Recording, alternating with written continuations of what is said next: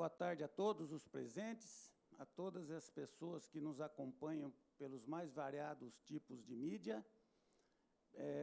Primeiramente, eu quero aqui justificar a ausência da nossa querida secretária, Cristiane Silvério, que, por motivos profissionais, não está presente conosco nessa tarde. E, dando cumprimento ao que diz a lei, né, em respeito à audiência pública para prestação de contas quadrimestrais, nós estamos aqui fazendo o cumprimento legal, né, na Câmara Municipal de Assis, realizando, então, essa audiência pública para prestar as contas no segundo semestre, quadrimestre do ano de 2023, né? E, para isso, nós trouxemos aqui todos os técnicos da Secretaria, que fará a explanação, cada um na sua área, e, desde já, passarei a palavra aqui ao querido Almir, aqui, para que ele dê início a essa explanação. Obrigado a todos. Boa tarde a todos. Então, em cumprimento à lei, vamos dar início à apresentação das contas do segundo quadrimestre, que contemplam os meses de maio, junho, julho e agosto. Queria salientar e lembrar a todos que essas contas já foram encaminhadas ao Conselho Municipal de Saúde, nosso cogestor, que, através da COF e da reunião realizada dia 25, as contas foram aprovadas pelo Conselho Municipal de Saúde. Então, iniciando, como está aqui, segundo quadrimestre, próximo. Então, os nossos indicadores estão todos baseados na PAS, que é o Programa Anual de Saúde de 2023. Próximo. Aqui nós temos o orçamento do ano, tá? Até o segundo quadrimestre, que já totalizam R$ 140.838.775, 100% do orçamento, dividido da seguinte forma: nós temos do Tesouro Municipal, seja recolhido pelos nossos contribuintes municipais, 67% desse valor, R$ 94.485.000, 23,64% é financiado pela fonte do governo federal, 36.105.000, 0,47% pelas emendas parlamentares, totalizando 658.000, e 6,81%, 9.588.000, com verbas do Estado. Tá? Então, esse é a questão do nosso total orçamento até o mês de agosto, 140 milhões. Próximo. Da seguinte forma, nós temos aqui no orçamento, como colocado anteriormente, 140 milhões, 100%. Nós já empenhamos desse valor para o exercício 100.324.000, 71,23%. E lembrando que, nesse valor, nós temos aqui todos os globais e estimativos, por isso que o valor está em 71%, que são globais e estimativos que vão até dezembro. Nós temos 54,24%, ou seja, 76 milhões liquidado. O que quer dizer isso? São os empenhos realizados, em que a mercadoria ou o serviço contratado já foi entregue. Tá? Então, a partir desse momento, ele é liquidado e pago desse valor de 76.389.000, 75.458.000, 53,58%. Vocês podem ver que a diferença entre o liquidado e o pago dá em torno de 800 e poucos mil. Ou seja, nós continuamos, com a graça do trabalho realizado, pagando nossos fornecedores praticamente à vista. Nós temos muita pouca situações, a não ser as notas fiscais que estão em trânsito, que é o do dia que nós liquidamos até o pagamento, é em torno de 5 dias. Então, esse é o valor em aberto. Próximo. Agora, nós temos aqui o percentual aplicado de janeiro a agosto em saúde. A emenda da lei diz que nós devemos aplicar 15%. Nós estamos em 18,61%. Então, estamos cumprindo o que determina a lei de ter uma aplicação superior a 15%, ou pelo menos 15%. Aqui nós temos, no quadrimestre, uma demonstração dos repasses realizados pelo governo federal, que totalizaram 12.531.000. Aí tem todas as informações, tipo do repasse, o valor, e lembrando que esses dados são recolhidos através do site do Fundo Nacional de Saúde, que é de livre acesso a qualquer pessoa, qualquer munícipe pode acessar o Fundo Nacional e vai encontrar esses valores. Nós apresentamos aqui, então, os valores por atividade. Próximo. E o Estado, nesse mesmo período de 4 meses, transferiu ao município 1.302.419. Boa parte dele através das resoluções para a realização de cirurgias, junto ao nosso parceiro, nosso prestador de serviço, que é a Santa Casa Municipal de Saúde. Bom, aqui nós temos uma demonstração do bloco da atenção básica, tá? Em que ele tem um orçamento para o ano de 37.637.000, e nós gastamos no segundo quadrimestre, tá? 7,04% do orçamento da atenção básica. Tá? Agora eu vou estar chamando aqui para estar discutindo e demonstrando para vocês os indicadores pactuados e realizados na PAS de 2023 com relação ao bloco da atenção básica. Primeiro, diretrizes. Vou estar chamando aqui a Daiane, coordenadora da atenção básica, que fará a exposição desses indicadores. Bem-vinda. Obrigada, Almir. Boa tarde a todas e todos. Eu organizei um resumo para facilitar o entendimento, mas me coloco à disposição no final das apresentações para poder explicar minuciosamente, caso seja necessário. Pode passar. Bom, dos indicadores do segundo quadrimestre relacionado à atenção básica, nós conseguimos cumprir na totalidade 75% de tudo que havíamos programado. 25% nesse quadrimestre a gente conseguiu cumprir parcialmente. E aí eu considero isso de uma forma muito positiva, porque no primeiro quadrimestre a gente tinha um pedaço aí dessa pizza de indicadores não cumpridos, não realizados. E agora, nesse quadrimestre, isso já não aparece mais nos nossos indicadores, né? O que falta parcialmente, a gente tem aí 4 meses para conseguir efetivar. Pode passar o próximo. Das metas alcançadas, realizar o diagnóstico situacional de saúde, que é basicamente a questão de conhecer os nossos territórios de saúde de uma forma cadastral, redefinir a população de responsabilidade de cada ESF e cada EAP. Então, atualmente, todas as nossas unidades têm feito um esforço potencial para a realização de cadastro e atualização, ampliar os procedimentos de saúde baseados na carteira de serviços da atenção básica. Isso está relacionado também aos encontros que a gente tem com os profissionais para a realização, principalmente, da organização básica da nossa oferta de saúde, que a gente fala aí de padronização. Implantar a equipe de consultório de rua com o financiamento do Ministério da Saúde. Então, a gente conseguiu efetivar isso no segundo quadrimestre. A gente conseguiu a homologação da equipe e o chamamento público da equipe completa. Fortalecer a rede de atenção à saúde integral da população e saúde de rua. Fortalecer a rede de atenção à saúde integral da população negra. Fortalecer a rede de atenção à saúde integral da população LGBTQIAP+. Depois também acho que a gente vai ter oportunidade, no outro bloco, de falar melhor sobre esses indicadores. Próximo. Garantir recursos materiais e humanos para a operacionalização dos grupos de promoção de saúde. Então, conseguimos a realização em todos os territórios de saúde, nos nossos 6 territórios de saúde.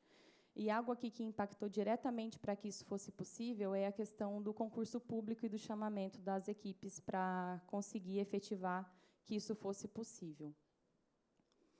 Ampliar as ações de educação permanente em saúde das equipes de atenção básica, garantir os recursos materiais e humanos para identificar as pessoas com doenças crônicas não transmissíveis, garantir o acolhimento a gestantes com avaliação e classificação de risco e vulnerabilidade, ampliando o acesso e melhorando a qualidade do pré-natal.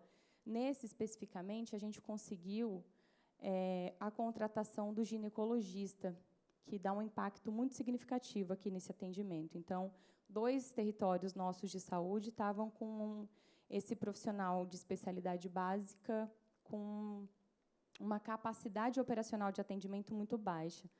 E aí, com a contratação, então, do profissional, a gente consegue garantir essa oferta para a nossa população. Mobilizar a comunidade para o enfrentamento dos marcadores sociais, das diferenças de classe, raça, cor, gênero e sexualidade, fortalecendo a produção do cuidado integral da população em situação de rua, população negra, população LGBTQIAPA+, e das mulheres. Próxima. Aqui, embora ele não apareça nos nossos indicadores programados, eu coloquei algumas informações que a gente julga importante, né? Que é a ampliação do acesso para a nossa população. Então, desde janeiro, todas as unidades básicas de saúde, elas abrem na última segunda-feira do mês até às 20 horas. Então, elas ficam abertas das 7 da manhã às 8 horas da noite. E isso dá um impacto muito significativo, principalmente para a população trabalhadora, né? Então, eu fiz um balanço de janeiro a agosto, porque no primeiro quadrimestre eu acabei não apresentando esses dados. E no segundo quadrimestre, eu coloquei um número ali em separado. Então, do primeiro quadrimestre, a gente atendeu uma quantidade, no segundo, 1.674 pessoas receberam algum atendimento nas nossas unidades de saúde no período noturno.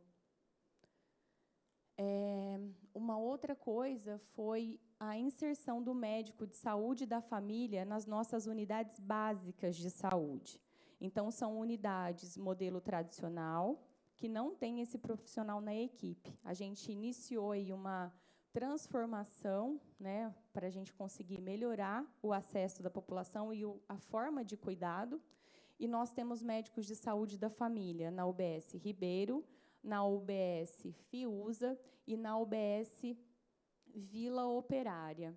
Aqui eu já tirei o Bonfim, porque o Bonfim agora é uma ESF. A gente já conseguiu transformar em sua totalidade, mas também começou com o profissional médico para depois chegar a equipe toda, né? Então, isso dá um impacto muito significativo na questão do território, principalmente no que diz respeito às visitas domiciliares às pessoas acamadas, ao acompanhamento das condições crônicas de saúde.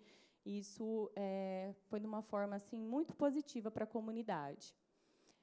E aí, para que a gente conseguisse chegar numa proposta para fazer esse início, a gente fez um estudo da nossa capacidade operacional. Então, nós tínhamos uma média semanal de oferta de consultas médicas, 566. Então, era a nossa capacidade semanal nessas unidades. Depois que a gente coloca, então, o profissional que trabalha ali 40 horas, que está discutindo os casos com a equipe, a gente dá um salto para 1.196 atendimentos por semana. Então, isso muda muito o reflexo daquela questão do agendamento de consulta, principalmente, né, da dificuldade do acesso. Não que a consulta médica seja a única forma de cuidado, pelo contrário, né? A gente coloca o médico de saúde da família na unidade já na intenção de mudar mesmo o modelo de cuidado, não o médico no centro de tudo. E atendimento das especialidades básicas de saúde em todos os territórios. A gente tinha uma falta também do profissional pediatra, e hoje a gente não tem mais. Uma outra coisa que eu não coloquei aqui são as ações relacionadas ao PSE. Então, no segundo quadrimestre, as equipes de saúde, as 20 equipes de saúde, realizaram 163 ações junto às nossas escolas municipais. Então, isso, né, falando em questão de promoção de saúde, é um impacto muito grande. Próximo. Das metas alcançadas parcialmente. Constituir um grupo condutor para a elaboração e efetivação da política municipal de práticas integrativas e complementares. A gente tem a equipe completa agora também da equipe EMULT, que está relacionada ao cuidado NASP, que a gente tinha anteriormente, né, que são outros profissionais ali gerindo a questão do cuidado na atenção básica. Então, a gente está fazendo levantamento de quais práticas são importantes para que essa equipe também comece a fazer cursos de formação. Isso tem a ver muito com a questão da auriculoterapia, por exemplo, que é um tipo de prática que vem aí auxiliar na questão do cuidado da população. Articular em parceria com a rede intersetorial uma rede de enfrentamento à violência doméstica. Então, no nosso plano, a gente previu que ia conseguir fazer isso nos nossos 6 territórios de saúde, mas, atualmente, a gente tem isso constituído em um território. Ampliar os espaços de educação permanente para trabalhadores, gestores, qualificando o cuidado ofertado nas redes de atenção integral à população específica. E ampliar a cobertura de atenção básica. Então, nesse último que fala especificamente sobre a ampliação de cobertura, não entrou nesse quadrimestre, porque a segunda equipe prevista no plano foi habilitada agora nesse mês de setembro, mas para o próximo é uma meta que a gente já alcançou também. Pode passar. Esse está relacionado à questão da vigilância, e eu vou convidar a Aline para poder apresentar.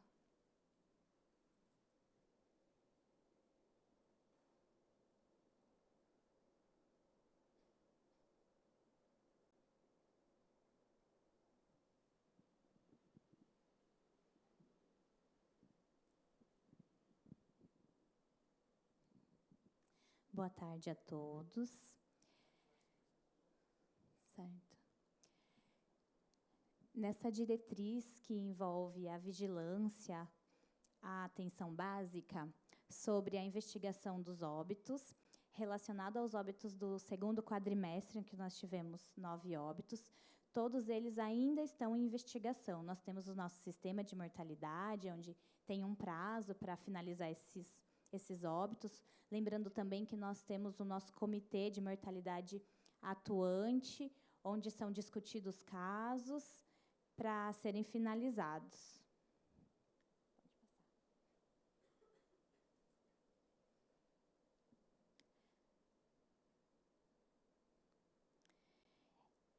Nesse outro indicador, que é reduzir os índices de mortalidade de mulheres em idade fértil, nós temos, no primeiro quadrimestre, nós tivemos 9 óbitos de mulheres, e no segundo quadrimestre também 9 óbitos, em relação ao ano anterior, onde foram 30 óbitos durante o ano todo. Isoladamente, tivemos os óbitos, aí no final de todos os quadrimestres, para ter uma avaliação geral dessa meta estipulada de 10% de redução. Lembrando que as causas principais que nós tivemos foram doenças crônicas, mal definidas e violência. E também tem-se todo o trabalho dessa investigação das causas definidas, onde a vigilância tem atuado nos registros de declaração de óbito para investigar e qualificar mais essas declarações de óbitos, trabalho de violência também.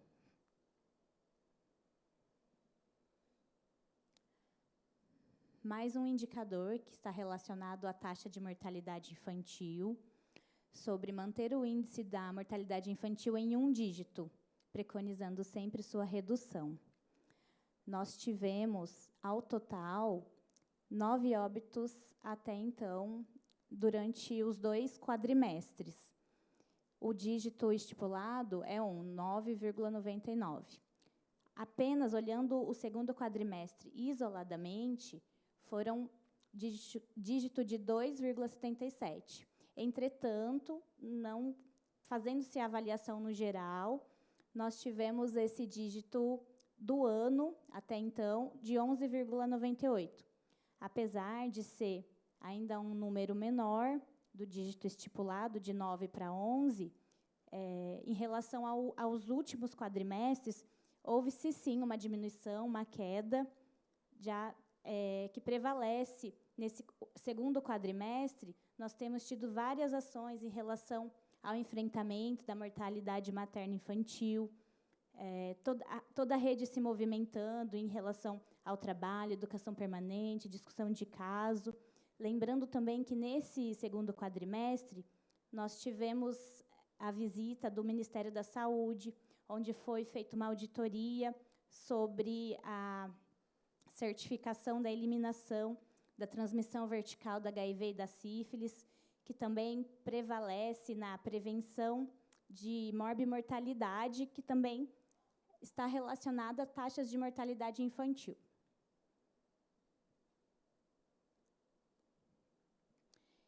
E mais uma meta, que é de reduzir o índice de mortalidade prematura, que é da faixa etária dos 30 aos 69 anos, por meio da ampliação de oferta de ações de promoção de saúde, no conjunto das 4 principais doenças crônicas não transmissíveis, que são do aparelho circulatório, câncer, diabetes e respiratório.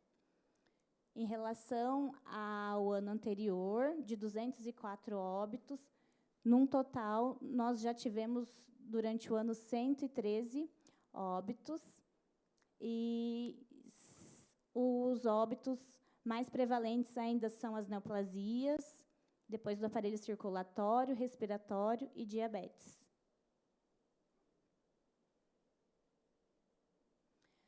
O percentual da nossa cobertura vacinal está, a meta prevista é 90%.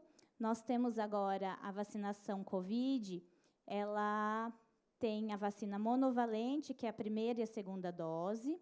Nós temos no município 91,88% dessa cobertura. E a vacina de reforço, que é iniciada esse ano, a bivalente, estamos ainda com 15% de cobertura, o que está também relativamente como na cobertura do Estado e nível nacional.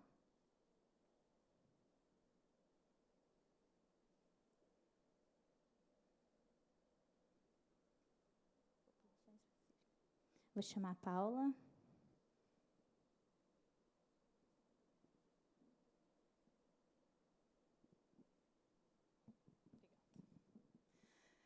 Boa tarde, eu vou apresentar mais especificamente, a Daiane fez um panorama geral, as ações que a gente vem desenvolvendo para a saúde das populações específicas.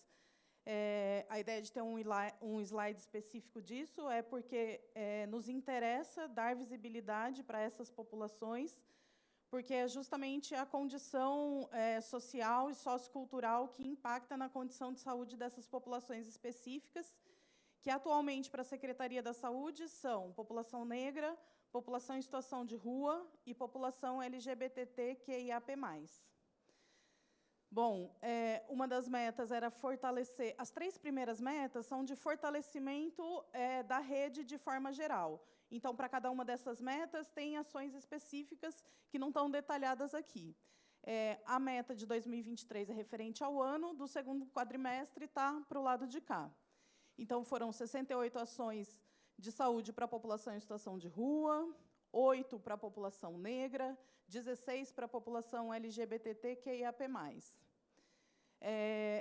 A outra meta é relacionada à articulação da rede de violência, rede de enfrentamento da violência doméstica.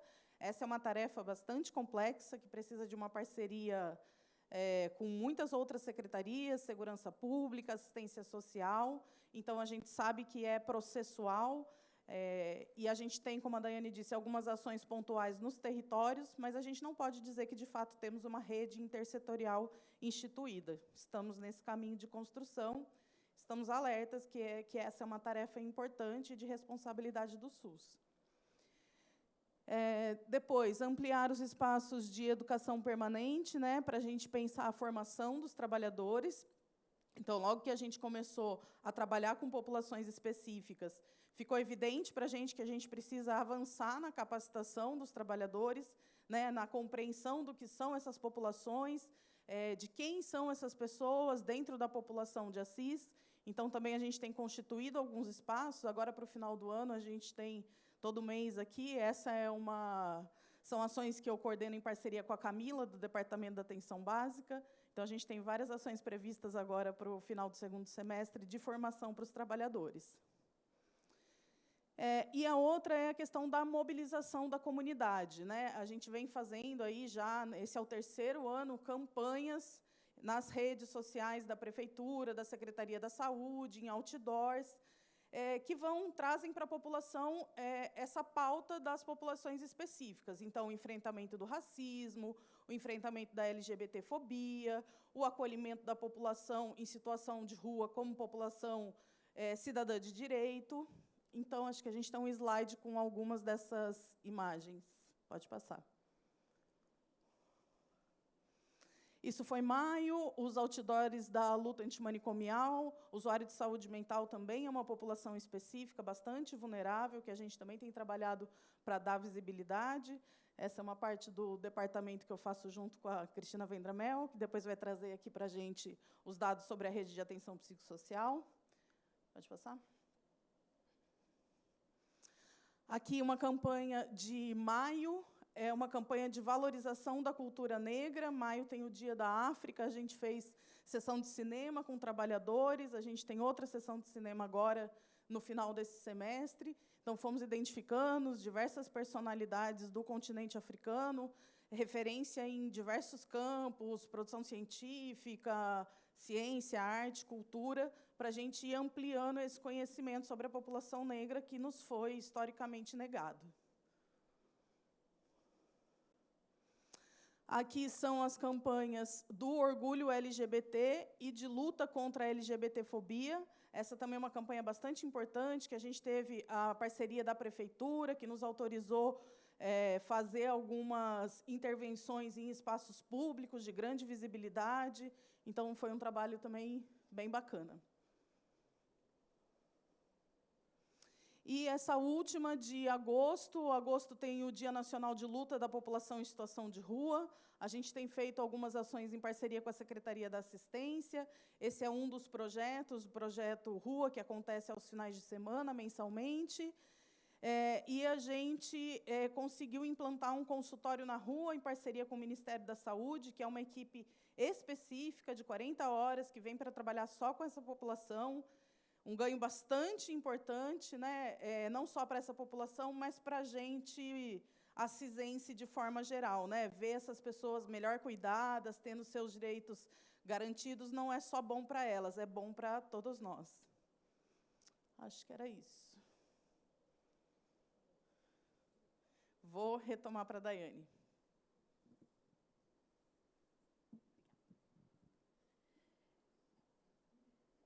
Vou apresentar esse slide relacionado à questão de saúde bucal, na ausência, então, do meu colega técnico, Marcelo Gomes, que fica no departamento, na atenção básica, como responsável técnico. Reorganizar a oferta e humanizar todas as linhas de cuidado na atenção básica relacionada à saúde bucal.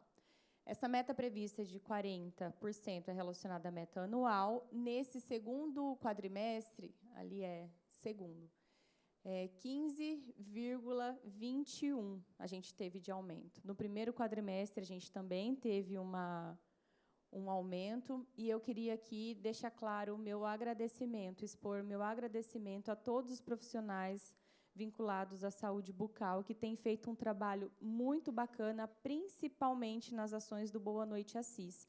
Foi isso que teve um impacto muito diferencial aí nessa questão. A gente também teve concurso público, estamos em processo de chamamento, mas eles estão aí, basicamente, quase em todas as ações da última segunda-feira do mês. Muitos dos nossos dentistas e das nossas ASB estão trabalhando para atender a população.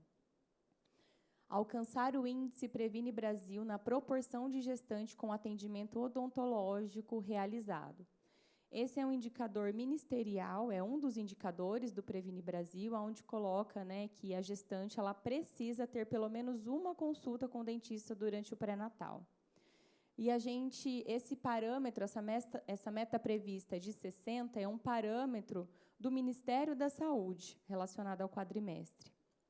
Então, nesse quadrimestre, a gente conseguiu chegar em 59,92.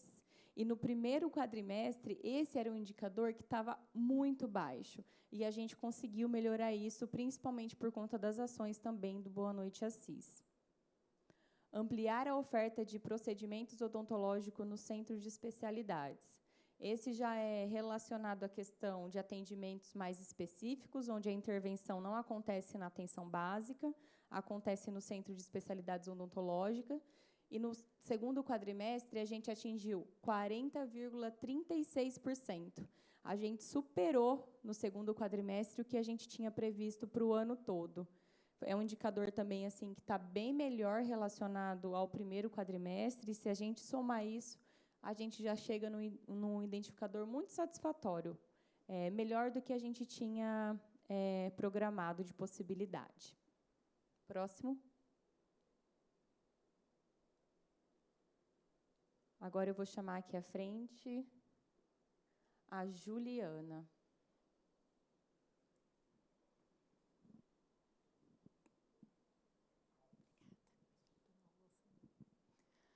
Boa tarde. Bom, com relação à rede da pessoa com deficiência, a nossa meta prevista de cadastramento dessas pessoas para 2023 seria de 100%. Até o segundo quadrimestre, alcançamos o índice de 73,18%. Esse índice ele foi baseado na avaliação dos relatórios do ESUS, tá, e do cadastramento dessa população no ESUS. Pode passar? Outra meta que nós tínhamos era efetivar o diagnóstico diferencial multiprofissional na atenção básica e para todas as crianças e adolescentes por meio de garantia de equipe multiprofissional para atendimentos compartilhados e apoio matricial das equipes da atenção básica. Nós consideramos que alcançamos os 50% dessa meta, tá? Porque, atualmente, esse diagnóstico diferencial ele está sendo realizado pela equipe lá do SEADCA, do Programa Sentindo, e fazendo o apoio matricial para o diagnóstico através das intervenções do Programa Sentindo na atenção básica e da EMULT. Pode passar? Outra meta que nós tínhamos era implantar serviço de habilitação e estimulação com equipe multiprofissional para atendimento dos casos de crianças e adolescentes com hipótese diagnóstica ou diagnóstico concluído do transtorno de espectro autista. Essa meta nós alcançamos 100%. No dia 4 de agosto, foi inaugurado o Programa Sentindo, né? E, com um mês de funcionamento, a gente já está conseguindo atender toda a nossa população. Pode passar? Em números, eu queria trazer para vocês a produção que nós tivemos, tá? Só no mês de agosto, do dia 4 de agosto, que foi a nossa inauguração, até o último dia de agosto, nós fizemos 234 atendimentos na área de fonoaudiologia, 128 atendimentos na área de fisioterapia, 47 consultas de neuropediatria, 59 atendimentos de psicologia e 23 atendimentos de terapia ocupacional, dando um total de 491 atendimentos só no mês de agosto, tá? Não é uma meta referente ao quadrimestre. O nosso total de faltas foram de 84, que corresponde a 17%. Pode passar? Aqui é com relação ao centro de reabilitação, que é outro equipamento de saúde que atende a população com deficiência no município. A gente atende a parte de ortopedia e traumatologia e a parte de reabilitação neurológica adulto. Durante o quadrimestre, foram realizadas 1.072 sessões de fisioterapia ortopédica, 180 sessões de fisioterapia neurológica, 199 atendimentos de fonoaudiologia adulto e 276 atendimentos de terapia ocupacional. Queria salientar aqui que nós tivemos um período de reforma, tá? onde a unidade precisou ficar fechada durante algum tempo, tá? Então, esses números, assim, sem contar a produção desses dias que a unidade ficou fechada, dando um total de atendimentos de 1.903 e um índice de absenteísmo de 15%. Pode passar? Durante esse quadrimestre também, com relação ao programa Sentindo, que é um programa novo, foram realizadas 2 apresentações para toda a Secretaria da Educação, a fim de implementar a rede, né, de serviço com a Secretaria da Educação. Foram realizadas 5 reuniões com a educação especial e escolas. Foi feita uma apresentação para toda a atenção básica. Fizemos 4 reuniões com a equipe do programa Sentindo e um grupo para pais e responsáveis dessas crianças, totalizando 15 eventos realizados nesse quadrimestre.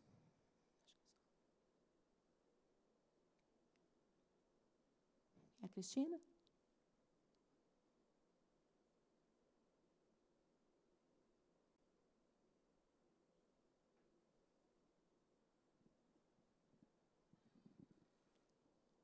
Boa tarde a todos e todas. Eu vou falar para vocês um pouquinho sobre a rede de atenção psicossocial ligada ao componente atenção básica. Então, a primeira meta é ampliar a cobertura de psicologia na atenção básica. A gente tinha a ideia de 2 psicólogos, um psicólogo para cada 2 equipes, que daria de 8.000 habitantes. Então, nós contratamos, por meio do concurso, esses 2 psicólogos. Lá em cima, seria 2 no ano de 2023, tá? E depois seriam 2 psicólogos nesse quadrimestre. Com relação ao atendimento em psiquiatria, foram ofertadas 404 horas no segundo quadrimestre. Com relação às ações de promoção de saúde mental e prevenção do suicídio na atenção básica, não foi entendida uma questão assim focada nisso. Foi feita uma ação. A gente entende que, a princípio, que toda ação de promoção de saúde é uma questão de prevenção do suicídio, né? Então, seriam ali 4 ações por equipe ano, mas como a gente teve esse entendimento posterior, que vai além do que essa ação focada, entendemos isso, 151 ações, em roda de conversa, na sala de espera, essas coisas. Com relação ao grupo de práticas integrativas e complementares, tal como a Daiane falou, ele está em construção ainda, com algumas ações em alguns profissionais que têm esse curso, essa prática em auriculoterapia, em outras práticas que são consideradas integrativas e complementares. As reuniões de articulação em rede intersetoriais, que são redes com a educação e a assistência social, elas estão acontecendo. Estão acontecendo bem interessante essas reuniões, que estão cada vez aumentando mais. E os espaços de formação em saúde mental, da mesma maneira. Para atenção básica e CAPES, a gente colocou ali que entende-se que as ações de matriciamento estão fazendo esse papel de formação. Por isso que tem esse asterístico aí. Agora eu vou falar para vocês a RAPS no componente atenção psicossocial. O primeiro é garantir a equipe mínima que tem a ver com a portaria 336. Isso agora conseguimos a meta de 100%, e os 2 CAPs que a gente tem, existe essa equipe mínima completa. As ações de matriciamento dos CAPs na atenção básica deu um número bastante grande, porque também foi discutido o que seria esse matriciamento. Seria só um matriciamento presencial, ou, cada vez que se senta e discute um caso por telefone, cada vez que se recebe um paciente, esse paciente pertence a uma unidade, eu ligo na unidade, falo com o médico, falo com o psicólogo, leio o PEC, isso tudo a gente entende que é um matriciamento. Também a gente vai pensar melhor como que a gente vai considerar isso posteriormente. As ações do CAPS na rede de urgência e emergência é a mesma coisa. Cada vez que a gente fala com a UPA, que não é pouco, às vezes são muitas vezes durante o dia, a gente entende que isso é, olha, chegou um paciente aqui, vocês conhecem? Conhece a família? O que vocês acham desse caso? A gente também entende que isso é um matriciamento do CAPS na rede de urgência e emergência, tanto o CAPS infanto-juvenil quanto o CAPS 2. A implantação do CAPS AD, eu espero que até novembro a equipe já foi chamada, está esperando agora o exame admissional, já está quase terminando a reforma da casa. Então, eu entendo que até novembro eles disseram que fica pronta a obra. E as estratégias de reabilitação psicossocial e de protagonismo de usuários e familiares do CAPS, que seria, assim, as ações na Piracis, ações de quando trabalhador do CAPS leva o usuário para aprender a ler, escrever, acompanha na escola, faz matrícula. Então, deu um total de 58 ações.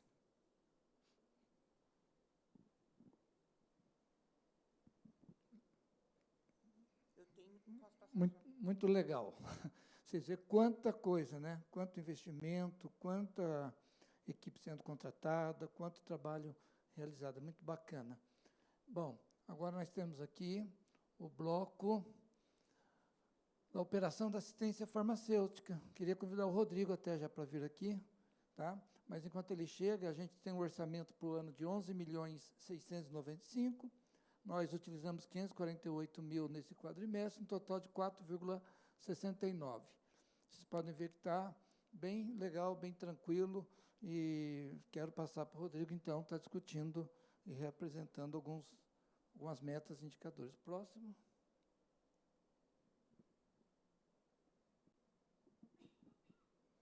Boa tarde a todos. Um dos desafios da assistência é trabalhar com o fenômeno da judicialização, né? Gasto no primeiro e segundo quadrimestre, ali, acho que vocês observam, 1.260.000. Essa é a parte de medicamento. A gente tem um total de medicamento hoje de 530 processos, 264, que corresponde a 49,8%, são gerados dentro do Sistema Único de Saúde, que acaba profissionais que trabalham no Sistema Único de Saúde não prescrevem de acordo com os protocolos do SUS, e essas pessoas têm que acabar procurando a justiça para ter o seu acesso garantido, e isso eu entendo que é uma judicialização justificada. E temos 50% de processos que são gerados fora do Sistema Único de Saúde. Esse é o grande desafio da gente tentar se aproximar do Poder Judiciário para que o Sistema Único de Saúde não se transforme apenas numa distribuidora de medicamentos e achar que isso é ofertar saúde. No segundo quadrimestre, a gente teve 26 novos processos. Desses 26, 17 são gerados dentro do Sistema Público de Saúde. Então, é necessário um trabalho de educação permanente junto aos profissionais do SUS para que os mesmos trabalhem com as políticas públicas do próprio sistema. Se puder passar.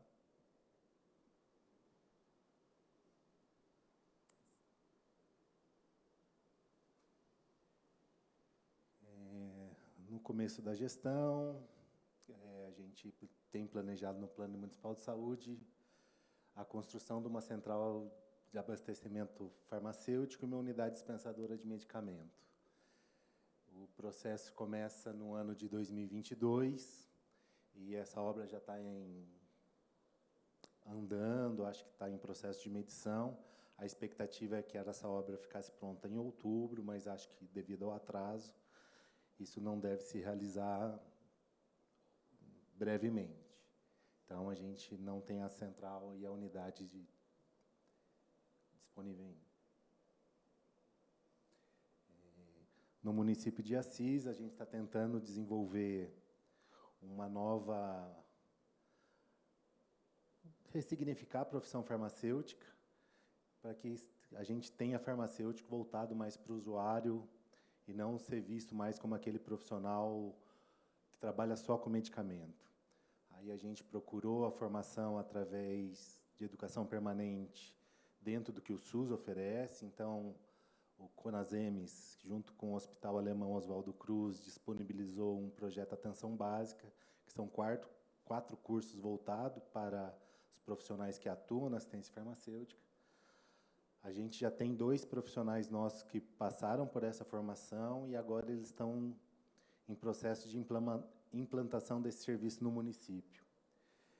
A gente tinha como meta ter um serviço farmacêutico implantado em cada território de saúde do município, com a expectativa de implantação de 2 territórios por ano. O ano passado, a gente conseguiu implantar em 3 territórios, mas uma profissional, por motivos pessoais, pediu exoneração e foi morar em outra cidade. Hoje, a gente tem 2 profissionais atuando, desde agosto, exclusivamente com cuidado. Eles estão inseridos em 2 estratégias de saúde da família do município. A estratégia de saúde da família Coab, onde trabalha o farmacêutico Oswaldo, e a estratégia de saúde da família Prudenciano, onde trabalha a farmacêutica Meire.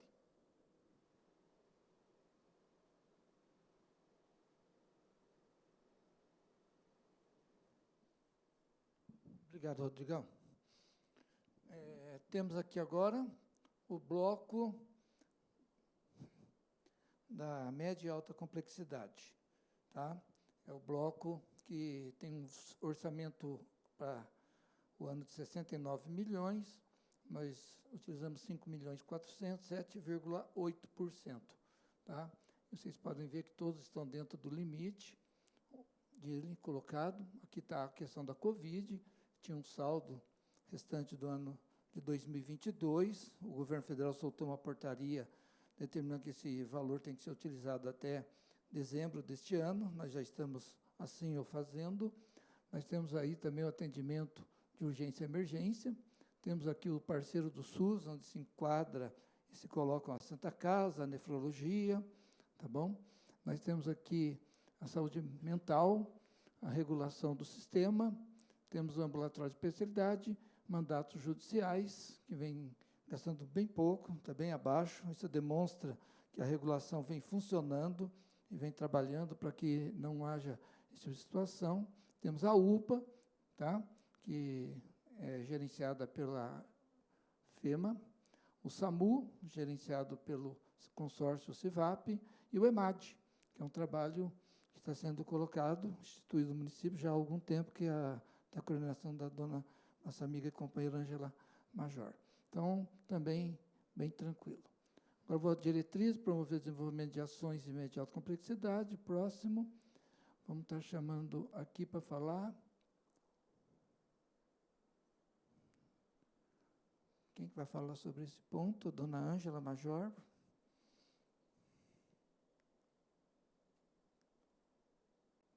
Boa tarde. Bom, boa tarde. A nossa meta, quando nós... Ah, tá.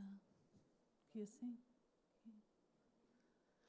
A nossa meta inicial, quando assumimos nessa gestão, era a gente trabalhar com a questão da reavaliação dos nossos protocolos de classificação de risco, principalmente da urgência e emergência, né? Lembrando que ele foi desenvolvido em 2015, então muita coisa foi acontecendo de lá para cá, e esses protocolos eles estão sendo ainda avaliados, reavaliados.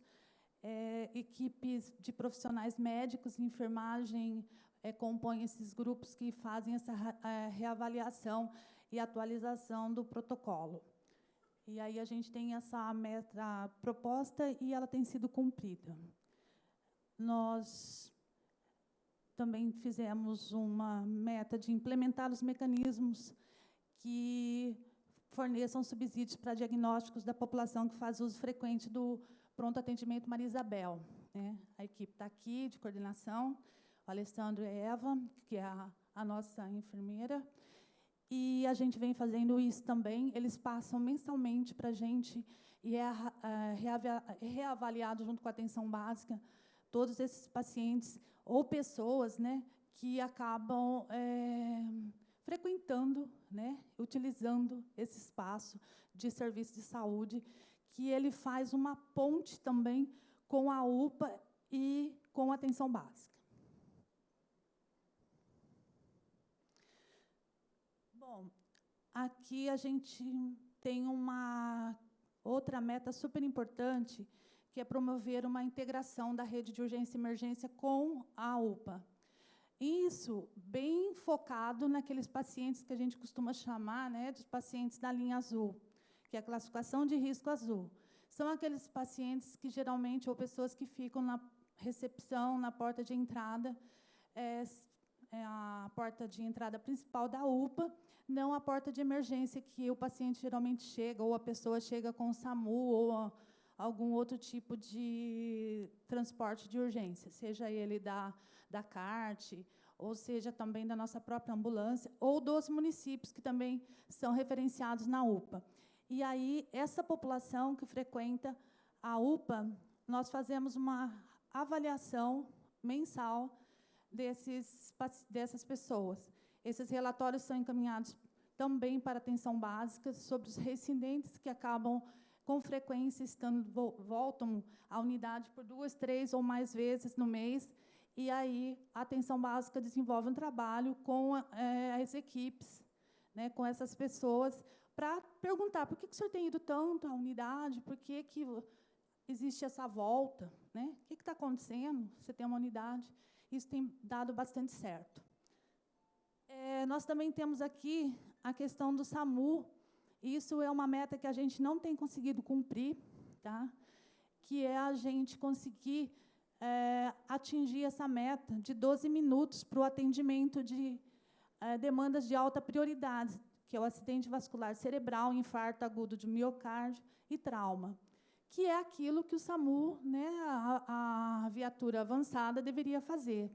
E por que não consegue? Porque nós temos uma viatura avançada, pelo porte populacional. A gente vem discutindo isso junto e no grupo de regulação de rede de urgência, para que a gente pudesse ter aí um aporte, né, em relação a essa questão de ter mais uma viatura ou mais equipe. Entretanto, a gente sabe que o Ministério da Saúde fez agora uma renovação do aporte financeiro e a gente não tem um centavo do governo do Estado em relação à questão do SAMU. Então, nós continuamos com uma equipe e uma viatura avançada para suprir a região, que é composta por 12 municípios com uma distância bem impactante, né? Daqui para Borá, daqui para Florínia, ida e volta, tá bom? Então, a gente tem ficado numa média de 16 minutos, em média, pode ultrapassar. Bom, a gente também tem aqui a questão de manter o funcionamento do SAMU. As duras penas e com muitos desafios, a região consegue manter ainda, né? Coisas que outras regiões declinaram, e isso é muito por conta dos próprios municípios, né, que investem o recurso financeiro no rateio que é via CIVAP, que é o consórcio. E a gente tem feito isso, e existe aí uma grande movimentação para que o Estado possa, como eu já disse, fazer o cumprimento da sua parte nesse equipamento. Mas, até agora, nada. Então, a gente está mantendo 100%. Temos até funcionário do SAMU aqui também, né, Esther? Padronizar parâmetros de atendimento das unidades de urgência e emergência, conforme as linhas de cuidado. Então, essas são as quantidades de reuniões da RUI, elas são efetivas, permanentes, e elas vão acontecendo. E quando a gente fala da questão da urgência e emergência, é deixar claro que não envolve só a questão SAMU, só a questão da UPA. A gente envolve também a atenção domiciliar, que faz parte, é um equipamento da rede, a gente tem o pronto atendimento, como eu disse, e também a atenção básica dentro de uma complexidade que ela tem, que acaba fazendo aí o papel também dentro da atenção básica, super importante. Bom, planejar e desenvolver as estratégias na RUI para os usuários da saúde mental. Isso também vem acontecendo, eles têm aí como a Cristina falou, um diálogo permanente. A gente avançou bastante nesse aspecto, até porque o SAMU tinha uma dificuldade em desenvolver ações voltadas à questão da urgência e emergência, e foram feitas capacitações, e a gente sabe que elas devem ser contínuas, né, porque a cada dia a gente tem uma situação diferente, e isso vem acontecendo, a gente propôs 100 e a gente vai desenvolvendo 100%. E conforme vai chegando a demanda, a gente vai desenvolvendo as ações, porque elas são muito heterogêneas.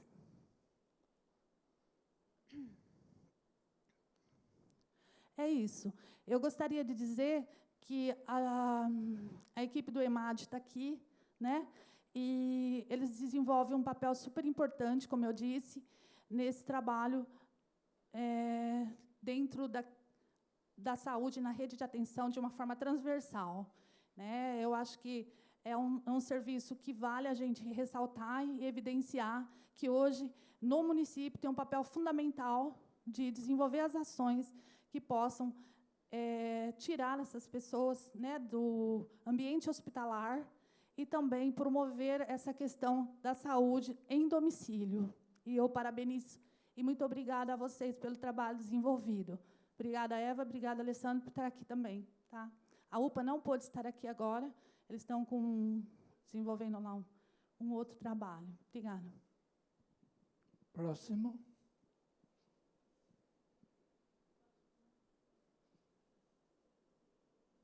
Fernanda. Eu estou...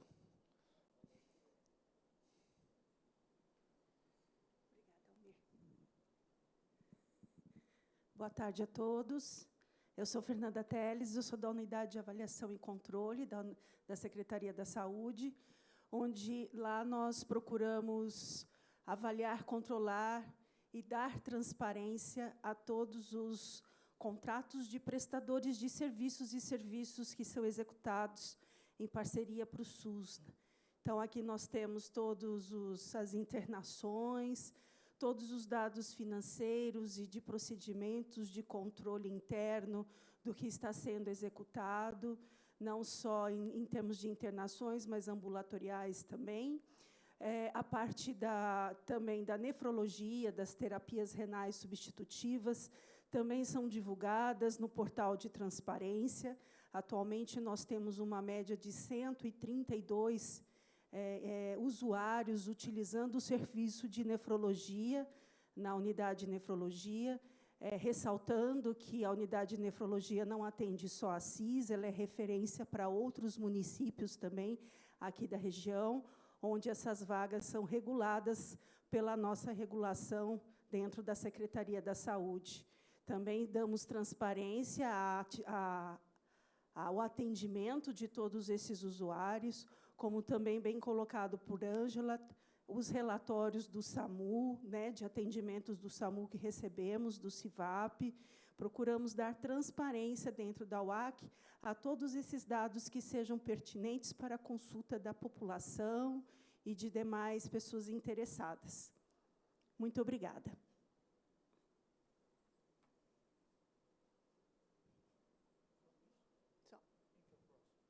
Agora é a Jana.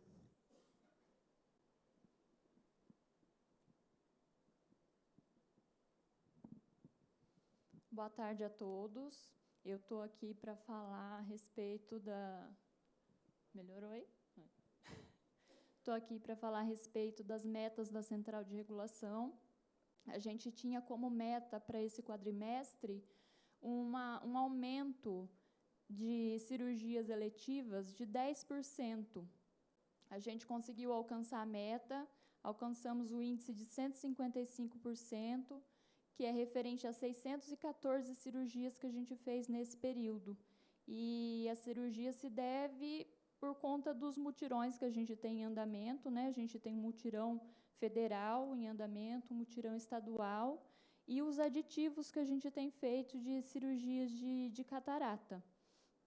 A gente também tinha como meta a implantação de protocolos de acesso aos serviços de especialidades, né? A gente conseguiu também alcançar a meta, que era de 25%. A gente faz esses protocolos para nortear a atenção básica, né, do que os médicos podem fazer, solicitação de quais exames e tudo mais. Pode passar. A gente tinha também como meta manter o índice de absenteísmo das unidades em 25%. O absenteísmo é a falta, né, dos pacientes nas consultas e exames. E a gente sabe que quando tem um índice alto de faltas, a gente tem um menor aproveitamento das consultas e dos exames que a gente oferece. E a gente conseguiu manter esse índice em 14%, que está abaixo da meta que a gente se propôs a ter, né?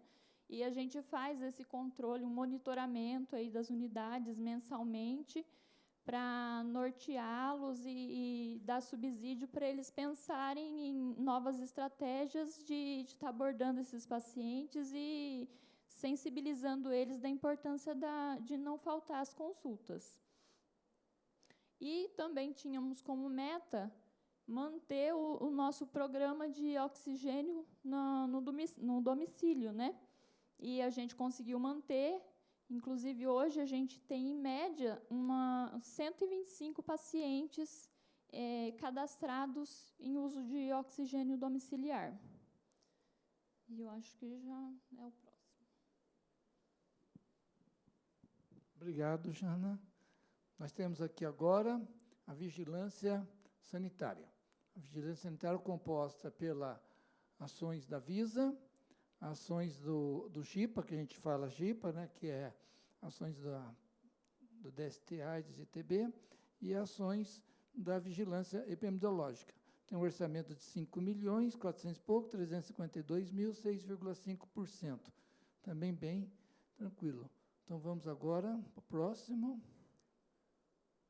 Temos aqui as diretrizes, redução dos riscos e agravos à saúde por meio de serviços de vigilância sanitária, vigilância epidemiológica, vigilância de saúde do trabalhador e ambiental. Vamos chamar aqui para conversar sobre esse indicador o João, né? João, da Vigilância Sanitária.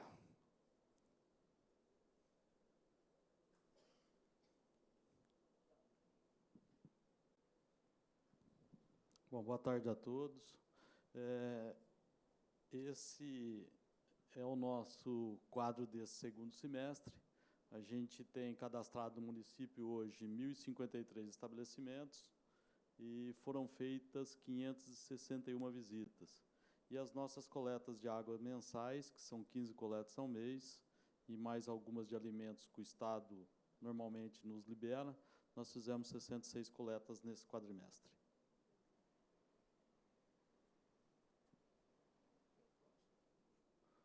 O próximo acho que é a Aline ou Rodrigo.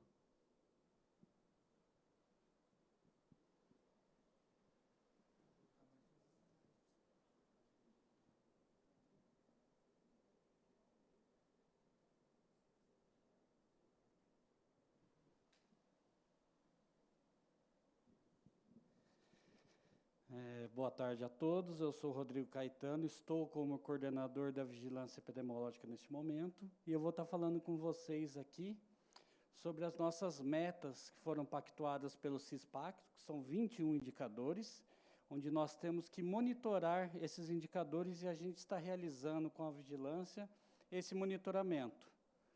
Também vamos falar em fortalecer o sistema da vigilância em saúde, ampliando a capacidade de análise de situações da saúde.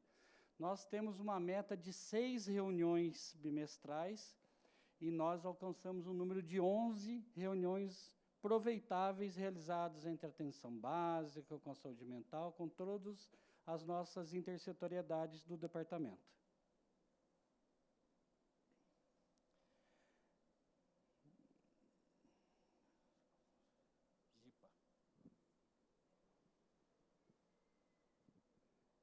O Vinícius vai estar falando com vocês agora.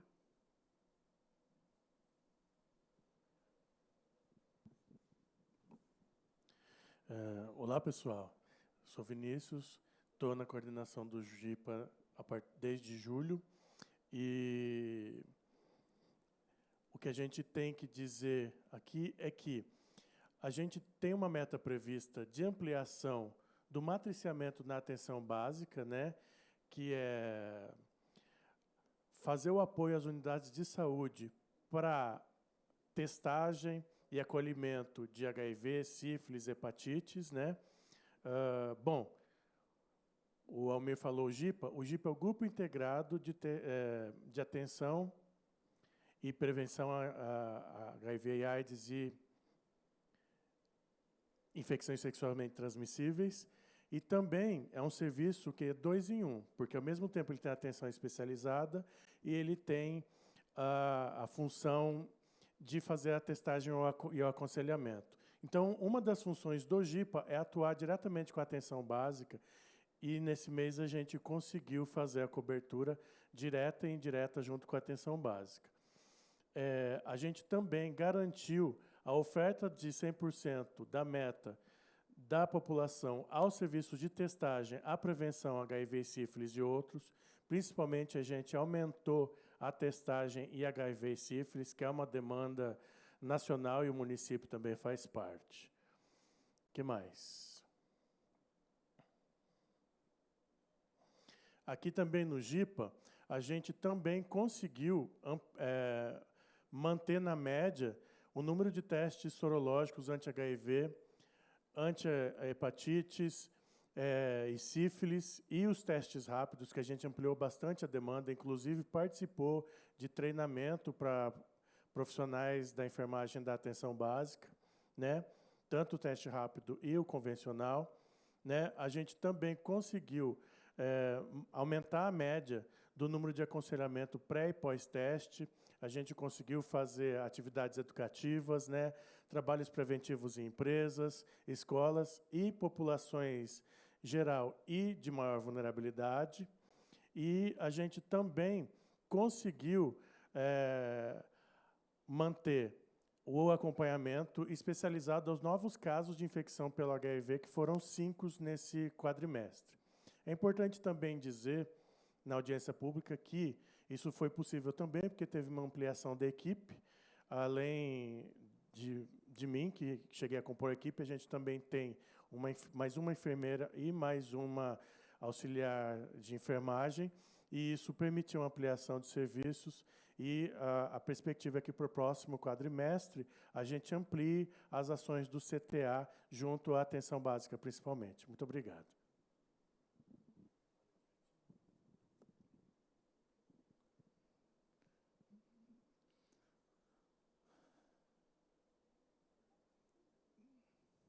Estou devolvendo para o Rodrigo.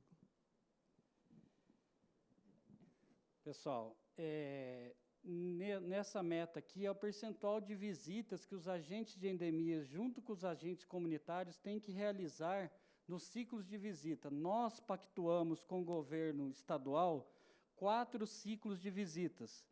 Esses ciclos eles podem ser de 80% a 100%. Então, nós pactuamos 4 ciclos de 80% da visita em todos os imóveis de nossa cidade. Hoje, nós temos 51 mil imóveis, aproximadamente, em nosso município. E todas essas visitas são realizadas entre o Departamento de Endemias e os agentes comunitários, que nós estamos numa intersetoriedade muito boa, realizando visitas em todos os bairros de nossa cidade, levando qualidade em saúde a todos os munícipes.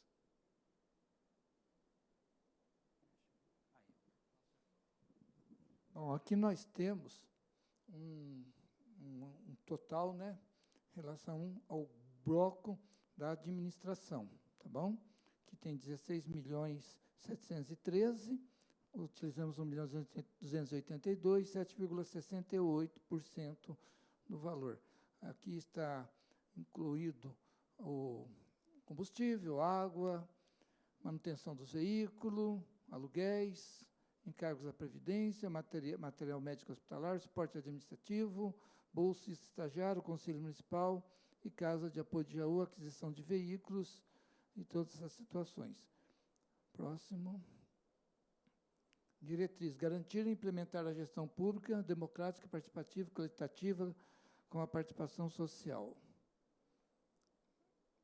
Temos aqui um indicador, que é o percentual de manutenção preventiva da frota, 25% a cada quadrimestre. Nós estamos com 20% da frota revisada. Na data final de agosto, nós tínhamos 3 veículos só em condições de oficina parado, o restante todos eles rodando normalmente. Nós temos aqui também o percentual de manutenção preventiva do equipamento da rede de saúde realizada. 25% também, 15% todo o equipamento da rede estava sob avaliação e sendo revisados, tá bom? Aqui inclui, né, os itens de equipamentos diversos da rede. Temos também o percentual de veículos que realizam manutenção preventiva no ano. 20% de todos os nossos veículos é uma frota nova, é uma frota que, apesar de muitos quilômetros rodados, porque roda mesmo, tá? E ela é nova, então ela 20% da frota estão totalmente revisados. Alguns veículos já não têm condições nem de viajar, eles são usados administrativamente, por isso que não atinge o percentual total. Mas também em condições de uso para serviços administrativos. Depois, número do calendário de implementação da folha de pagamento. A gente vem fazendo mensalmente todo o planejamento da folha, desde a questão das férias, dos pagamentos necessários, tudo escalonado, todos nós fazemos uma previsão da data para retirar as férias ou os pagamentos, de forma que ela é bem equitativa mensalmente. Número de meses de dotação ao Conselho Municipal. Nós temos 12 meses, normalmente com o orçamento, e os 8 meses está lá. Gasta muito pouco, depois eu vou estar passando no final para a presidente do Conselho, a Beneta está aqui, ela solicitou a palavra, a gente vai estar passando para ela falar um pouco sobre o Conselho, tá? Mas a dotação do Conselho é bem simples, porque onde o Conselho funciona, né, é a casa dos conselhos, onde todos os conselhos de Assis atuam junto, então é uma despesa dividida entre os entes. Próximo. Número de conselhos gestores, a gente tinha uma meta de termos 4, já estamos com 2 funcionando. Teria alguém específico que falaria sobre isso? Eu posso? Posso, vamos lá. Número de cursos realizados ao Conselho Municipal, a meta era de 5 no ano, nós não fizemos nenhum curso, né, nesse período de 4 meses, nenhum.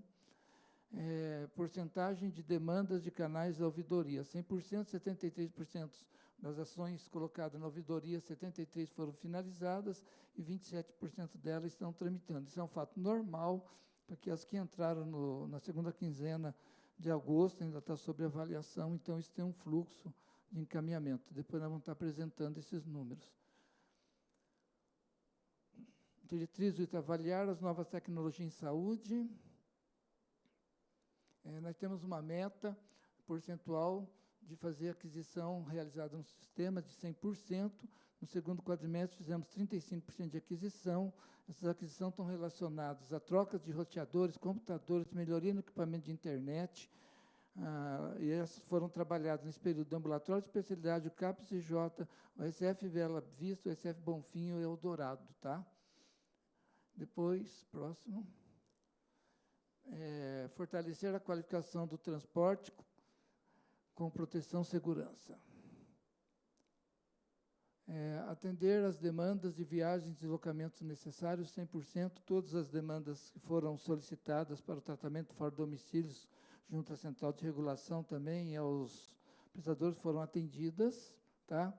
E hoje a gente atende, as nossas viagens foram de 1.301 viagens no quadrimestre, em torno de 3.040 pacientes utilizando o sistema de transporte para diversos locais, como Araçatuba, Adamantina, Barretos, Bauru, Campinas, Cândido Mota, ou seja, todo local que tem algum serviço que presta alguma referência para o município, ou a gente compra ou contratualiza, a gente realiza o transporte do usuário. Diretriz número 10, manter a articulação de ações regionais na área de saúde. Número de reuniões realizadas pela DS foram 12, a meta anual é 12, uma a cada mês, todos os meses ocorreram, 4 realizadas. Número de instâncias regionais com participação do município, 3 realizados. Número de redes de atenção à saúde monitorizadas, 4 foram, praticamente todas. Aqui nós temos agora dos 140 milhões por bloco, né, que totalizam o valor de 140 milhões, 16 milhões para a gestão, 11 milhões para a farmácia, 37 milhões para a atenção básica, 69 milhões para a média e alta complexidade, 5 milhões para a vigilância, total 140 milhões, 10 milhões 243 utilizados, ou seja, 7,28% no quadrimestre. Tá bom? Agora eu vou passar para o Ítalo, falando da questão da ouvidoria e os dados. Ouvidoria, quem vai falar? Eu? Beleza. Então, vamos lá. Ouvidoria. Aqui nós temos, né, a demanda da Secretaria classificada por acessos, tá? 2.231 por telefone, tá? Desses exames e consultas foram 454 as solicitações, processo de solicitação de medicamentos 194, a questão da internet pela internet 70 e presencial 417, ou seja, no quadrimestre nós tivemos 4.484 pessoas utilizando a nossa ouvidoria, que é o SAL ali na secretaria para de diversas formas, né? Pela internet, presencial, processos e tudo mais. Dessa situação toda, a maior parte, tá, se tratou de reclamações, tá? Denúncias 18, dúvidas 8, 0 elogio. Então, quando o pessoal nos procuram, realmente é para fazer alguma reclamação em relação a algum atendimento, totalizando 311 demandas.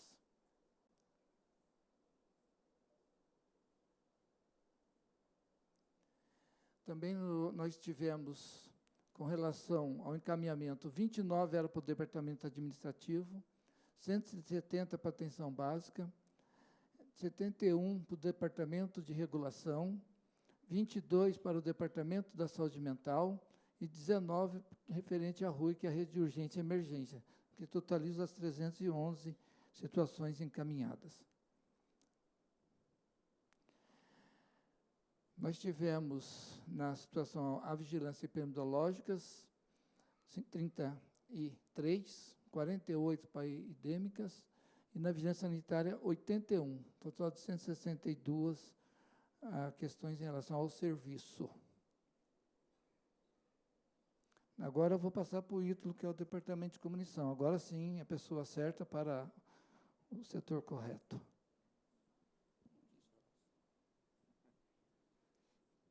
Olá, muito boa tarde a todos. Vamos falar do Departamento de Comunicação. A gente sintetizou muito, né, o que a gente faz de campanhas, o que é rotina, porque a comunicação é muito audiovisual, né, muito visual. Então, todas as nossas campanhas, o que tem de rotina, está nas redes sociais, está no Instagram, está no Facebook, tanto da Prefeitura quanto da Secretaria da Saúde. As coisas de rotina, né, que são os boletins de dengue, Covid, ônibus do PSA, ônibus do Papa Nicolau, são as datas comemorativas profissionais do SUS, novos aposentados, o Boa Noite Assis, né, antes Boa Noite Saúde, agora Boa Noite Assis, as ações do Agito Assis, inaugurações, a manutenção do Saúde Informa, que foi um quadro que a gente criou para a Story, tanto de Instagram quanto de Facebook, e acompanhamento da imprensa em geral, né? Tudo que é relacionado à saúde, que está na imprensa, Band, Assisite, TV Tem, sai tudo pela gente ali. E ações internas, né? Camisetas, adesivos, placas, banners, enfim, várias coisas. As campanhas, né? Vacinação de influenza, de meningite, Vacinalândia, contra a dengue, de populações específicas, junto também com a agência de publicidade. Contra a febre maculosa, criação do cronograma da vacina, explicação do médico de saúde da família, que isso foi muito importante para a gente fazer com que a população entendesse o papel e como era um médico de saúde da família. A criação do Fique por Dentro, né, que são posts para as redes sociais, e reportagens de grande alcance, né, que a gente faz várias reportagens, e as que a gente tem um foco em determinada coisa, por exemplo, do médico de saúde da família, sempre tem um alcance muito grande junto à nossa população.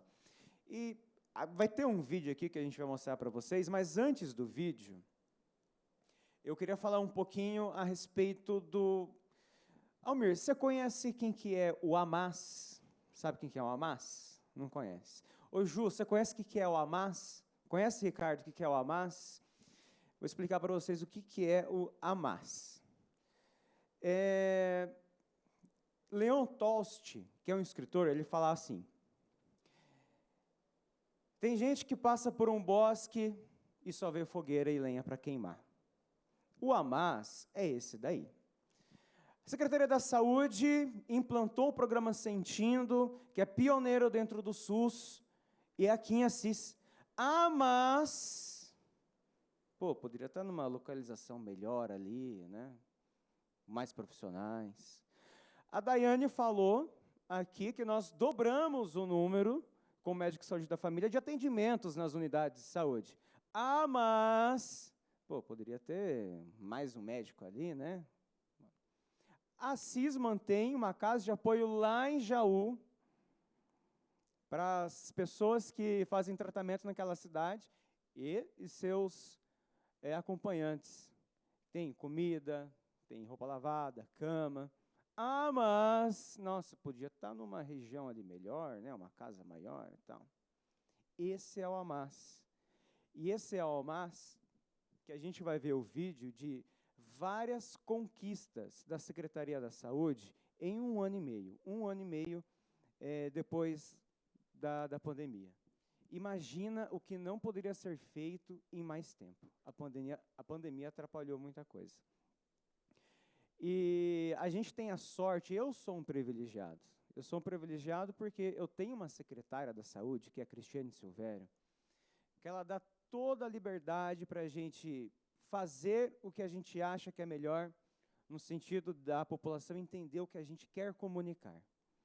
E eu tenho certeza que cada um aqui também tem um depoimento da liberdade que ela dá para a gente. Ela não está aqui hoje, né, por compromissos profissionais, mas isso é em 1 ano e meio. 1 ano e meio que a gente vai mostrar para vocês sobre a gestão da Cristiane.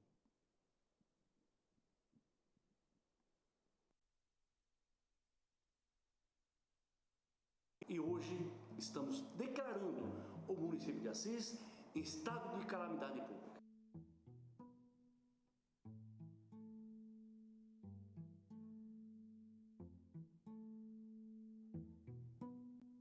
Falamos ao vivo, direto de Assis. Neste momento, acabam de chegar aqui as primeiras doses da vacina Coronavac do Instituto Butantan. A Secretaria da Saúde de Assis, assim como todos os serviços de saúde do mundo, ficaram durante mais de 2 anos voltados apenas no combate à pandemia, além das atividades de rotina.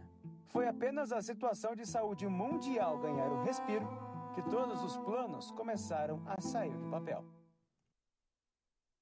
Reforma de unidades. Foi colocada em prática a reforma das unidades de saúde, a começar pela SF Colinas. Ali era um prédio abandonado e depredado, que foi transformado numa linda unidade. A reforma do UBS Ribeiro era uma solicitação antiga dos moradores. A unidade foi toda remodelada e feita a troca de vários móveis antigos. Logo após, foi a vez do CAPS Infanto Juvenil receber uma atenção especial. E ficou lindo.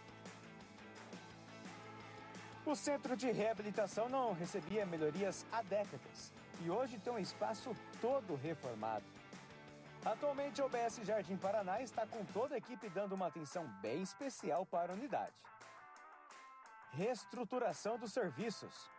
Já dizia Rubem Alves, não haverá borboletas se a vida não passar por longas e silenciosas metamorfoses.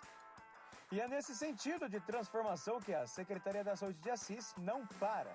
Para melhorar a qualidade dos serviços, a administração já começou a transformar unidades básicas de saúde em estratégia saúde da família. Isso para essas unidades possuírem agentes comunitários de saúde, indo até as residências dos munícipes, além de um médico saúde da família 8 horas por dia. Esse será um marco para a cidade que beneficiará toda a população. A forma como o cidadão pega seu remédio passará por grandes e positivas mudanças. A construção do centro de distribuição farmacêutica está a todo vapor, numa obra orçada em mais de 3 milhões de reais. Todos os medicamentos serão armazenados em local seguro e de fácil acesso, inclusive com drive-thru. Implantação de novos serviços. A Assis não cansa de fazer história e ser notável em todo o estado de São Paulo. Nesse ano foi inaugurado o programa Sentindo. É um serviço que contará com uma equipe multiprofissional, composta por fisioterapeutas, fonoaudiólogos e terapeutas ocupacionais para auxiliar no tratamento de crianças e adolescentes com dificuldades em habilidades motoras, principalmente as com transtorno do espectro autista. É o pioneiro sendo o SUS. É um alívio para famílias que ficavam descobertas e não sabiam a quem recorrer. As ESF Santa Clara e Parque Universitário ganharão prédios novinhos em folha, que já estão em fase final de construção e ampliação, dando mais conforto para os assisenses e para os servidores. Assis contará com uma unidade do CAPS Álcool e Drogas. Será um serviço que auxiliará pessoas com dificuldades para sair desses vícios. O serviço terá uma equipe multiprofissional, com enfermeiros, médicos, auxiliares de enfermagem e psicólogos. O local está em obras avançadas. Ações de educação em saúde. O programa Agita Assis continua melhorando a qualidade física e mental dos usuários. Faz isso há mais de 20 anos. O programa contra o tabagismo já tirou centenas de usuários da dependência do cigarro. O Pop Rua foi criado no início da pandemia. O programa cresceu e uma equipe vai 4 vezes na semana dar assistência para os moradores em situação de rua. População LGBTQIAPN+, recebe uma atenção especial. O Departamento de Populações Específicas cuida dessas pessoas. A Van da Vacina foi criada para levar a vacina a todo mundo, principalmente as pessoas sem acesso à informação e moradores de áreas mais isoladas. Ninguém fica sem se vacinar. Prêmios. Por essas e por outras, a Assis ganhou o prêmio Davi Capistrano pelas diversas ações diferentes realizadas durante a pandemia. Por vezes, tivemos notoriedade na imprensa nacional. Isso é a saúde em Assis, em constante movimento. E é isso. Acho que a gente não pode ser um a mais. A gente tem que disseminar a informação de maneira consciente, de maneira correta. E quando alguém falar alguma coisa em relação à saúde, vocês falam também, não sejam um a mais. Tem alguma dúvida do que está acontecendo na saúde em Assis? Entra nas redes sociais, que vocês vão ver bastante coisa positiva. Bom, pessoal, eu vendo tudo isso, vendo os indicadores da audiência pública, vendo o trabalho realizado por todos que compõem a saúde, só tenho a dizer que o trabalho está sendo realizado. Até o indicador que a gente avalia da questão do SAL, de reclamações, é uma ferramenta que a gente vem trabalhando junto com a comunicação e junto com todos os departamentos. A Daiane tem colocado caixinhas de sugestões e reclamações em todos os polos, nós colocamos na Casa de Jaú. Por quê? A Secretaria quer saber também aponta como aquele que recebe o serviço está vendo a qualidade feita. Então, nós não vemos as reclamações do SAL ali como algo de ruim. Pelo contrário, nós vemos um canal de comunicação que a gente pode chamar cada coordenador, cada responsável pela sua área, para verificar e melhorar o que está acontecendo. Eu gostaria agora de convidar a presidente do conselho, a Benê, que pediu uma palavra com vocês, porque, como eu disse no início dessa apresentação, toda essa despesa, todos esses valores financeiros são avaliados e passam pela aprovação do Conselho Municipal, que é cogestor e responsável. Benê, você pode?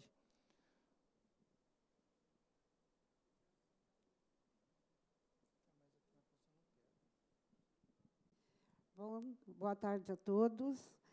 Eu pedi para o Almir para estar falando apenas para parabenizar a equipe da saúde, da Secretaria da Saúde, pela apresentação, que dessa vez foi bem mais ágil, né, Almir? Né? E está atingindo o objetivo da forma clara que está sendo apresentada. A gente só tem a ficar triste, porque o que nós estamos vendo aqui são apenas membros do Conselho e da Secretaria.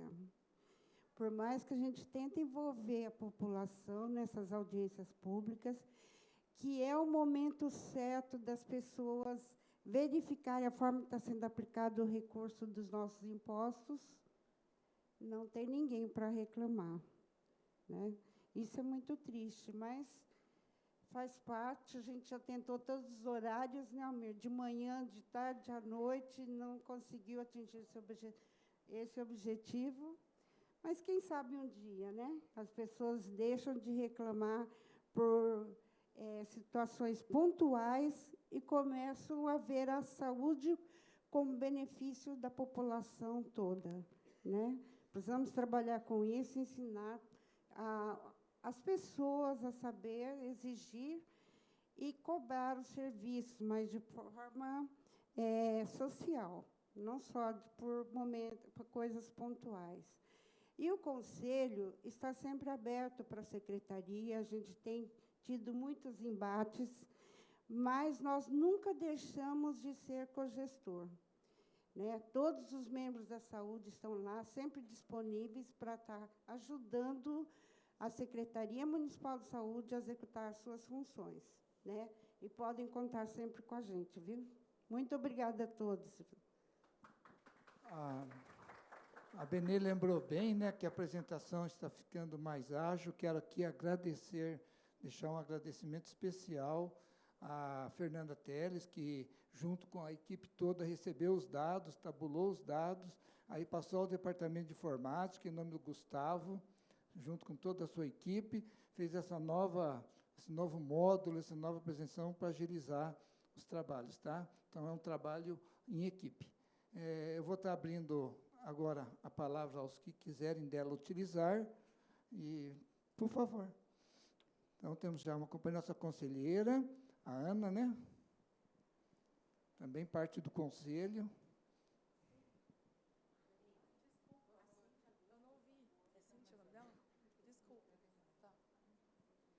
Gente, então, vou falar... Quanto tempo eu tenho?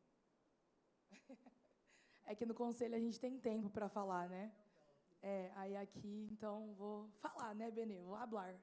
Então, meu nome é Anelisa, eu sou suplente de movimentos sociais no Conselho Municipal de Saúde aqui de Assis, e tenho 24 anos, trabalho como professora de inglês, e é isso, estou me apresentando para vocês. Então, queria saudar primeiro esse espaço, falar que eu componho o Movimento Nacional pela Reconstrução Revolucionária do Partido Comunista Brasileiro aqui na cidade de Assis. Então, é importante falar também de onde a gente vem e quem a gente resgata e qual memória é a nossa. Queria ler primeiro uma poesia para vocês, que é de um camarada nosso, que fala um pouco sobre a população negra. E eu acho que ele é muito universal no sentido bom de falar sobre todas as populações negras, assim, pelo menos do Ocidente, e o que elas passam. Então, para mim, faz sentido ler aqui. porque, né, movimentos sociais, a gente entrou como movimento negro, então faz sentido. Chama Dialeto das Senzalas, também é o nome do livro. O autor é Jefferson Garcia. Então, ele fala assim: o preto carrega suas armas, 3 poemas de Solano no bolso, mais café que qualquer cafeteria e alguns camaradas. Todas oferecem boa pontaria. Na neblina se esforçam para fugir dos devaneios em seus olhos escurecidos. Nota-se uma visão amarga da realidade, que revela na escuridão uma identidade comum, que não é pastiche, nem miragem, munida de uma mesma política com a confiança de que na selva, igualdade requer coragem. No escuro, os pretos iluminam o caminho. Para nós, a cor tem que ser arma e não a armadilha. Seus ouvidos se reúnem sob o choque da notícia. A mão invisível levou mais uma criança. Não sabemos seu rosto, tua fome, o brilho de seus olhos e nem o seu nome. Mas uma certeza nos balança. Ela não tinha casa. Peraí. Tua vida corria em uma ocupação, onde foi morta por um escorpião. E agora mora em nossa memória, de onde não sairás jamais. Tua história deixou pegadas em nós, pretos e também poetas. Cada rosto cansado que ouviu o seu choro em cada palavra da notícia. Por isso valem os versos. Nem todo preto se preocupa com a rima, ou com o povo. E é claro, não vemos problema quanto aos primeiros. Falamos de você, porque falamos de um povo que não tem teto, que poucos falam, de um povo preto que pouco fala ou pouco come. É tempo de organizar. É hora do dialeto das senzalas. A mesma língua, no norte, sul, sudeste, nordeste, centro-oeste. A linguagem daqueles que vivem sob o risco do tiro perdido, ou do escorpião à espreita, de um pé descoberto, daqueles que em cada esquina ou brincando na terra encontram uma trincheira. Não andamos por aí por termos dúvidas. Corremos pelas ruas da periferia do mundo pelas certezas de que nós outros somos pretos, mas também vermelhos. E agora eu vou fazer minha fala mais política, que eu sempre faço. Então, peraí. Eu escrevi ela para não ficar desorganizada. Tá. Eu venho primeiro saudar esse espaço de participação popular, eu acho que realmente é muito importante.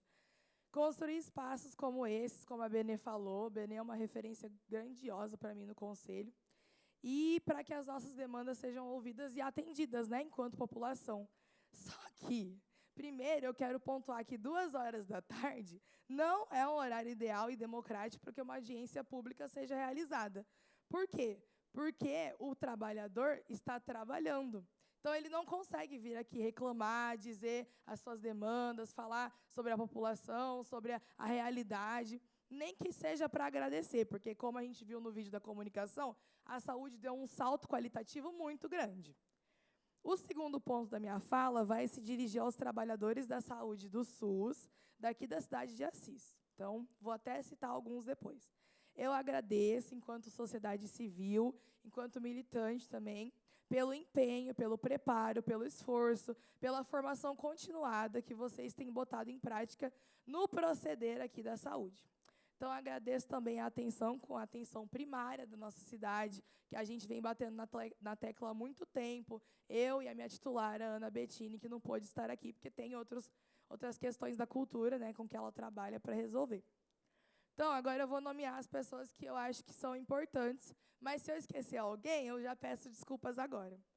Eu agradeço a atenção da Daiane, da Camila, da Fernanda, da Ana Cristina e de tantos outros, inclusive o Júlio, que eu já nem ia falar, olha só.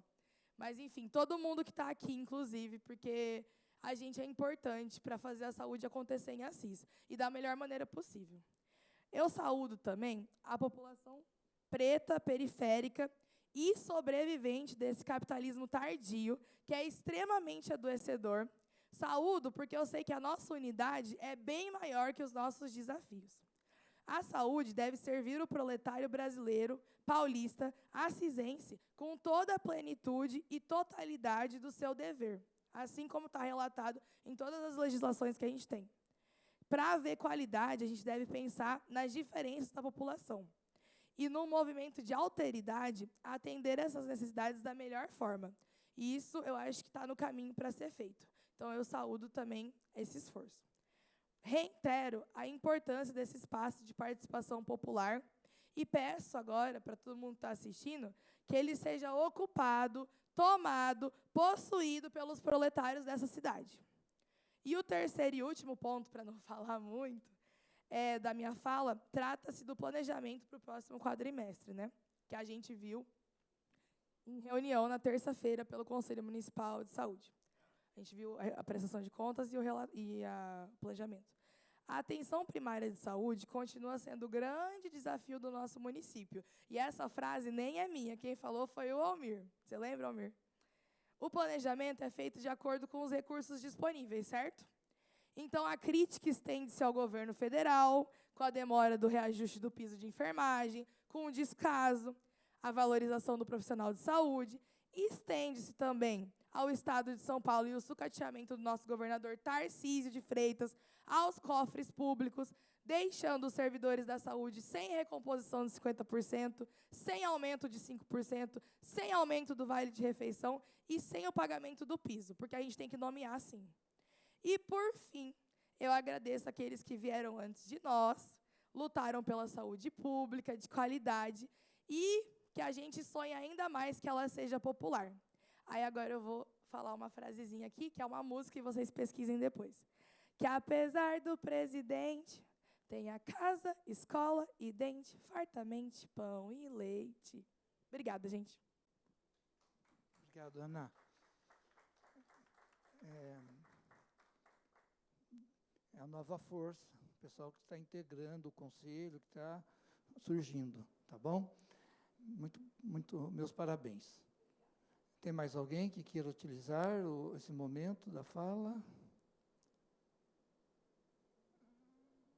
Não? Ítalo, alguém na internet, algum questionamento? Não? Então, em nome aqui da Cristiane, representando ela nesse momento, eu dou por encerrado e agradeço a todos que aqui estiveram. Tá bom? Muito obrigado e boa tarde.